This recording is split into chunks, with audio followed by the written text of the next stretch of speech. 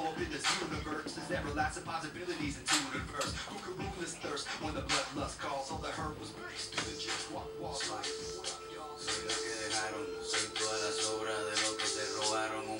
Also, it's skipping because this stupid computer. What?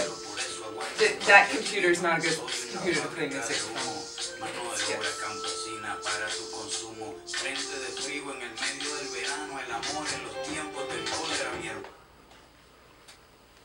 Welcome back to Media Mornings. It is 7:50 here on W2 Media Mornings Co-op Radio, 100.5 FM. Back in the studio with Alfonso Osorio with our Latin America report. Good morning, Alfonso. Good morning, David. How are you? I'm awesome. How are you doing today? Oh, I'm doing just great. Happy November. Yeah, right on. What do you have for us today? Well, it's interesting. There were municipal elections in Chile the other day, and there was a 60% abstention, you know, and that tells you something. And then on the other hand, we can put the situation that happened the month before in Venezuela, where, you know, 80% of the people voted, you know, so the mobilization, you know, towards the polls was way higher, and then today the Argentinian Senate has approved the vote for 16-year-old people. So the youth is going to be empowered, you know, in that country to participate in the political system, which I believe is going to favor President Cristina Fernandez.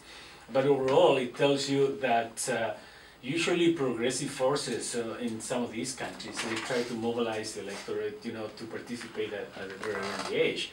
And conservative forces, you know, they try to send people home because that's the way they win. And the same apply in Canada, right? It's part of a political strategy, how you can demobilize populations so, you know, population will kind of accept the status quo, and then on the other side, you know, the challenge for the progressive forces, it is to empower population and bring awareness and mobilize them. But so there we go for that. But you know, the international news bring one particularly what I find relevant information about a case where a Spanish judge has indicted 7 former members of the Chilean secret police for their alleged role in the kidnapping and murder of a Spanish diplomat during the Chile's military rule.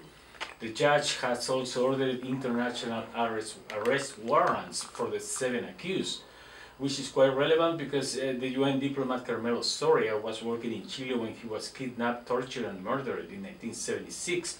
He was one of about 3,000 people to have been killed during Augusto Pinochet rule.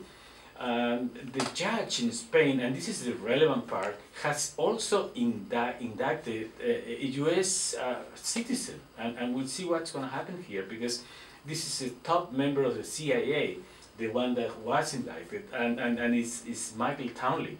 Townley worked for the CIA in Chile and for the Chilean secret police.